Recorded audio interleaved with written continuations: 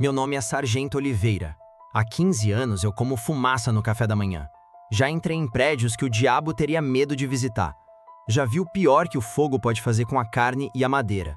Você aprende a desligar. Você segue o protocolo. O protocolo te mantém vivo. Mas na noite de ontem, quando eu entrei na casa daquela vizinha, eu vi algo que o protocolo não tinha como me preparar. A noite de ontem começou como qualquer outra, chuvosa, lenta. O tipo de noite que te deixa sonolento. Eu e minha equipe, o novato, garoto prodígio apelidado de Rookie, e a veterana, a Rocha, nossa paramédica, estávamos jogando cartas, esperando o alarme que a gente reza para nunca tocar. Às 2h17 da manhã, ele tocou. Mas não era um alarme de incêndio. Era uma chamada de assistência ao cidadão. Uma vizinha preocupada. Odor forte vindo da casa ao lado e um som estranho, como de imóveis se arrastando. Procedimento padrão verificar vazamento de gás, possível emergência médica. Simples. Ou deveria ser. Chegamos ao endereço em menos de 5 minutos. Era uma casa antiga de 2 andares, em um bairro tranquilo. Todas as luzes estavam apagadas. A chuva fina criava um brilho oleoso no asfalto. A vizinha, uma senhora de hobby, nos apontou a casa. O cheiro começou há 1 hora, ela disse. E o barulho parou assim que eu liguei para vocês. Nós nos aproximamos. O cheiro era forte. Não era gás. Era orgânico. Doce e metálico ao mesmo tempo. Como carne deixada ao sol. Mas com algo mais. Algo químico. Rookie fez uma careta. Chefe, que cheiro é esse? Não sei, garoto. Fique alerta. Batemos na porta. Nenhuma resposta. Batemos de novo, mais forte. Corpo de bombeiros! Tem alguém em casa? Silêncio. Seguindo o protocolo, anunciei a entrada forçada. Com uma ferramenta, arrombamos a fechadura. A porta se abriu com um rangido, revelando uma escuridão total. Ligamos nossas lanternas. O feixe de luz cortou a escuridão. A primeira coisa que notamos foi o chão. Estava coberto por uma camada fina de pó preto. Parecia fuligem, mas não havia sinal de fogo. O cheiro era mais forte aqui dentro. A casa estava vazia. Completamente. Sem sofás, sem mesas, sem quadros. Apenas cômodos vazios, cobertos por aquele pó preto. Mas no centro da sala de estar, havia uma única cadeira de madeira. E nela, um rádio antigo, daqueles de válvula, desligado. Chefe, isso tá errado, disse Rocha, nossa paramédica. Uma casa vazia, não tem vizinho reclamando de móvel se arrastando. Ela estava certa. Enquanto ela falava, Rookie, que estava verificando o andar de cima, nos chamou pelo rádio. A voz dele estava trêmula. Chefe, você precisa ver isso. Subimos as escadas, nossos passos levantando nuvens do pó preto. O andar de cima também estava vazio, exceto por um quarto. A porta estava fechada. Rookie estava parado ao lado dela, pálido. A porta estava aberta quando eu cheguei, ele sussurrou. Eu olhei lá dentro e... ela se fechou sozinha. Eu empurrei a porta. Ela não estava trancada. Abriu sem fazer barulho. O quarto lá dentro era diferente. O pó preto não estava no chão. Estava nas paredes. E não era aleatório. Estava desenhado. Símbolos. Centenas deles. Círculos, espirais, formas geométricas que pareciam se contorcer sob a luz das nossas lanternas. E no centro do quarto, no chão, havia uma grande mancha escura e úmida. A fonte do cheiro. Enquanto olhávamos para aquilo, hipnotizados, o rádio lá de baixo, na sala de estar, ligou sozinho. Primeiro só estática, alta, agressiva, e então uma voz emergiu do chiado, uma voz gutural que falava em uma língua que não era humana. E por baixo da voz, ouvimos outro som.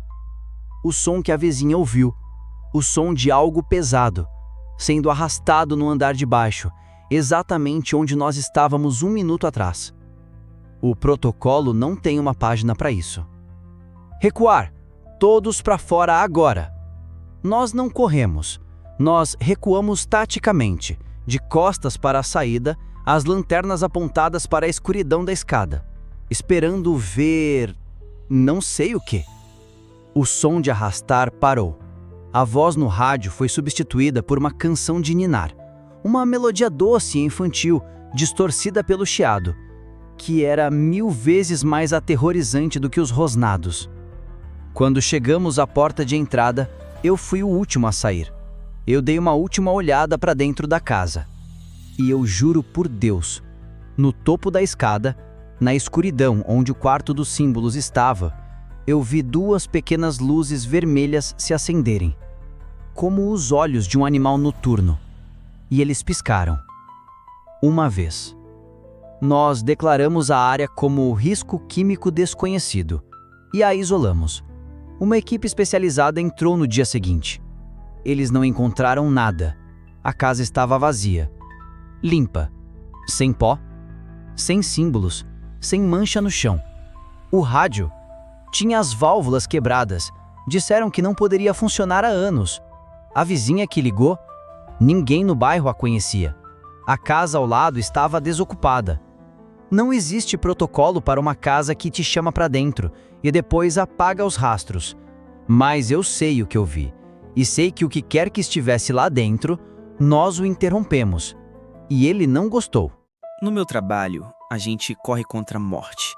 Na maioria das vezes, a gente perde. A gente chega e a pessoa já se foi. É triste, mas faz parte. A gente aprende a ser frio, a focar no procedimento. Mas naquela noite a morte decidiu brincar com a gente. O chamado veio às 3h47 da manhã. Parada cardiorrespiratória, possível óbito. O endereço era num sítio afastado, quase fora da nossa área de cobertura. Levamos quase 40 minutos para chegar. A casa era velha, de madeira, com a tinta descascando. A única luz vinha de uma lâmpada fraca na varanda. Entramos. A casa estava silenciosa. Um cheiro de mofo e de doença pairava no ar. Encontramos o paciente em um quarto nos fundos. Um senhor, muito idoso, deitado na cama. Pálido, sem pulso, sem respiração, pupilas fixas e dilatadas. Todos os sinais clássicos. Meu parceiro, o Jonas, começou o protocolo. Checou os sinais vitais, confirmou o que eu já sabia. Óbito constatado às 4h28. Ele disse, preenchendo a prancheta. E foi aí que a coisa ficou estranha. Enquanto o Jonas preenchia a papelada, eu comecei a arrumar nosso equipamento. E ouvi um som. Um chiado. Vinha do peito do senhor. Pensei que era um espasmo pós-mortem, acontece. Mas o chiado continuou. E virou um sussurro. Fraco. Não me deixa aqui. Eu e o Jonas nos olhamos. Os olhos dele estavam agarrelados. Você ouviu isso? Ele perguntou. Eu fiz que sim com a cabeça. A gente se aproximou do corpo de novo. O senhor continuava sem pulso, sem respiração, morto.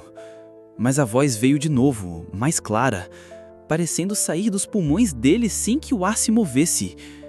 Ela não me deixa ir. Nesse momento, a lâmpada do quarto piscou e apagou. Ficamos na escuridão, só com as lanternas, e a temperatura do quarto caiu. Caiu muito. Começamos a ver nossa própria respiração no ar. E o cheiro de mofo ficou mais forte, mas misturado com um perfume de flores. Flores mortas. Olhamos para a cama. O corpo do senhor estava se sentando, devagar. Os movimentos eram duros, errados, como uma marionete sendo puxada por fios invisíveis. A cabeça dele virou na nossa direção, os olhos ainda fixos e sem vida nos encararam, e a boca dele se abriu, mas a voz que saiu não era de um velho, era a voz de uma mulher, fria e possessiva. Ele é meu agora. Vão embora. A gente não pensou 2 vezes. pegamos nosso equipamento e saímos correndo daquela casa. Entramos na ambulância e aceleramos. No rádio, reportamos o óbito e dissemos que a família cuidaria do resto. Mentimos. Não tinha família nenhuma ali. Só tinha ela. E o pobre coitado que ela não deixou descansar. Eu pedi transferência de turno depois daquilo. Não aguento mais o silêncio da madrugada. Porque no silêncio, eu ainda ouço a voz dela. Ele é meu agora. Meu trabalho não é para qualquer um. Eu dou manutenção em torres de rádio. Sabe aquelas gigantes de metal com luzes vermelhas piscando que ficam no meio do nada? Pois é, eu subo naquilo. De dia é uma vista bonita. De noite você sente que está mais perto do céu, mas também de outra coisa. Recebi um chamado de emergência. A rádio principal da região estava com o sinal falhando e uma tempestade feia estava se formando. O problema era no transmissor, lá no topo da torre da Serra da Viúva. Ninguém gosta de ir para lá. A estrada é ruim e a torre tem fama. Dizem que foi construída em cima de terra indígena antiga. Besteira, eu pensava. Cheguei lá, era quase 1 da manhã. A tempestade estava começando. Raios cortavam o céu. O vento assobiava na estrutura de metal da torre, parecia um lamento. Eu subi no pequeno abrigo na base da torre, cheio de equipamentos, monitores e chiados. O problema era intermitente. Eu precisava monitorar as frequências, esperar o defeito aparecer para poder diagnosticar. E foi aí que o inferno começou. Entre os chiados da estática, comecei a ouvir coisas, sussurros, frases soltas em uma língua que eu não entendia. Parecia antigo. Pensei que era interferência, cruzamento de sinal, talvez uma rádio amadora, normal em tempestades. Tentei sintonizar em outras frequências para isolar o problema, e os sussurros me seguiram. Em cada frequência vazia, lá estavam eles. Mais claros, mais próximos. Não era interferência. Era como se a própria tempestade estivesse falando através do rádio. Um raio caiu perto. A luz no abrigo piscou e apagou. Fiquei no escuro total, só com a luz dos monitores. E então, a voz principal veio. Não era um sussurro. Era uma voz de mulher, clara, vinda diretamente dos alto-falantes. Ela não falava, ela cantava uma canção de niná, lenta, triste, em uma língua gutural. Arrepiou até o último pelo do meu corpo. Era a melodia mais solitária e apavorante que eu já ouvi. E por baixo da canção, os sussurros continuavam, como um coro de almas perdidas. O pânico tomou conta. Eu queria desligar tudo, mas meu trabalho era consertar. Olhei para o monitor de espectro de frequência e meu sangue virou água. Havia um sinal forte, numa frequência que não deveria existir. Uma frequência morta. E o padrão da onda sonora não era humano. Era complexo demais, geométrico. Enquanto a mulher cantava, a onda no monitor parecia desenhar rostos gritando em agonia. Eu vi. Eu juro que eu vi. Eu arranquei os cabos da tomada. O silêncio que se seguiu foi mais assustador que o barulho. Fiquei encolhido no abrigo até o dia amanhecer. Quando o sol nasceu, eu conectei tudo de novo. O sinal da rádio estava perfeito, sem chiado, sem vozes, como se nada tivesse acontecido. Eu relatei que o problema foi resolvido por uma descarga atmosférica. Nunca contei a ninguém o que eu ouvi, mas, às vezes, quando o rádio do meu carro chia, eu ouço, por um segundo, a canção de niná. E eu sei que ela ainda está lá fora, na frequência do inferno. Trabalho de zelador em escola há uns 15 anos.